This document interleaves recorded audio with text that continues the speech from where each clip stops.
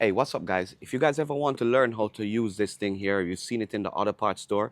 This is an engine flush, and today I'm going to take you guys through the steps. If you ever wanted to flush your engine and you want to know how exactly to do it, today I'm going to talk to you guys exactly how to do it. This is something that you definitely can do by yourself at home. And of course, I'm your guy. I'm going to talk you through it. Let's get at it. Hey guys, welcome back to the channel. For my longtime subscribers, welcome back. And if you're new here, if you don't mind, if you find this helpful, hit that subscribe button so you can follow me along with my DIY journey in all things DIY. Now guys, in today's video, I'm going to be walking you guys through using this thing right here. It's a synthetic motor flush, and I got my F-150 here. If you guys have followed me, you've seen my truck. And in today's video, I'm going to show you guys exactly how to do step-by-step to flush your engine.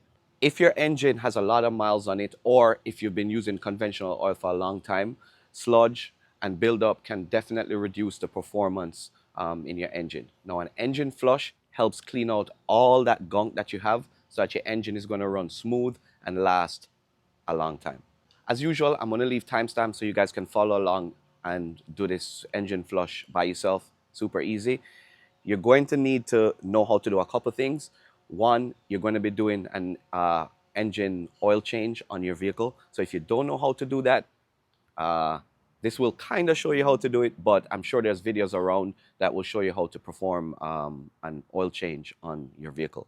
So apart from that, you're going to need a few things, and I'll talk you guys through it as we go along. So first of all, let's go over all the things that you're going to need in order to make this engine flush happen. Obviously, of course, you're going to want to get yourself a bottle of engine flush. I picked this one up at Advance, or you can buy it on Amazon, or there's links down below. But the only thing you need to do is make sure that it's either synthetic or regular and it's compatible with your vehicle. You're also going to need a fresh oil filter, the correct amount of new engine oil for your car, an oil drain pan, a funnel, and some basic hand tools, including a socket set, and that's pretty much it. So the first thing you want to do is you want to remove the oil filler cap and go over and make sure that you have the adequate amount of oil in your engine. Once you do, just go ahead and pour the engine flush right into the oil filler. You're going to do this just as if you are filling it with oil. By adding the engine flush to your oil, you're going to run your car, and the heat is going to help to flush and circulate and break down all the sludge that's inside your engine. Next, you want to go ahead and start your car and let it idle for about 10 to 15 minutes. Now, this part is pretty important. You don't want to rev it. You just want to let it sit and idle so that the flush can do its job. So start your car, set a timer, go inside and chill out for 5 to 10 minutes.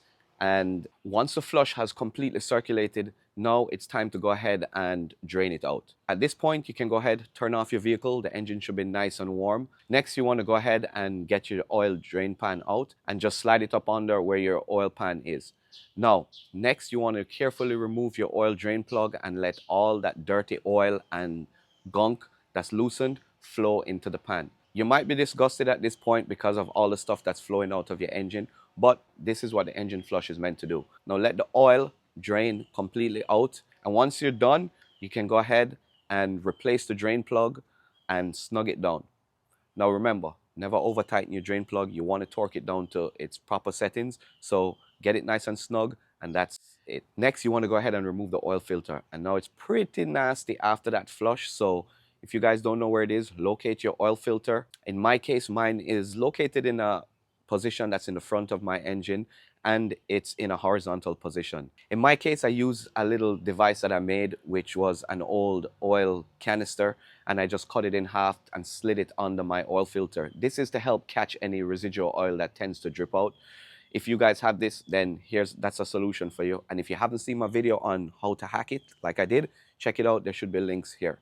Anyway, once you got the old oil filter loosened up, you can go ahead and remove it and set it aside and clean up the area. Now it's time to grab your new oil filter. And this is a very important thing. You want to rub a little fresh oil around the gasket and spin it on and thread it on, hand tighten. Now, sometimes I like to do it hand tight and a quarter of a turn with a wrench, but it's up to you. Hand tight is what they recommend, and that's what you should do. Now, once you're done with that, you can go ahead and put your funnel in and pour in the recommended amount of new oil to fill your vehicle. And make sure, this is important, that you're using the right type and grade. And if you don't know where, check your owner's manual if you're not sure. This part is very important. On my truck, I have a little label here that shows the grade of oil that I need for my engine. I tell all my friends to do this, print it up with a little hand printer or whatever it is and stick it on your engine. That way you never make the mistake of pouring the wrong oil into your engine. Once you got the oil poured in, you're pretty much good to go. You can close up the oil cap and then start your engine and let it run for a minute or two. Once you do this, you can then shut your engine off and put your dipstick in and check your oil level.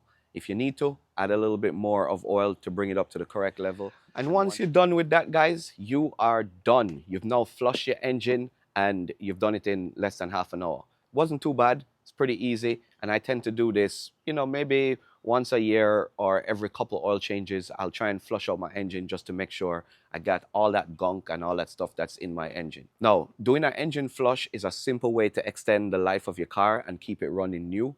And if you found this video helpful, please don't forget, hit that subscribe button so you guys can stay up to date with all the DIY stuff, car and home stuff that I do.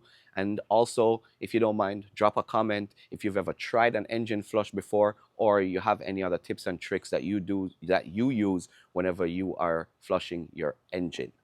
Once again, guys, this is a simple, easy video. Every homeowner, every DIYer should know how to flush their own engine and change their own engine oil at home. So again, thanks for watching, and I'll see you guys in the next one.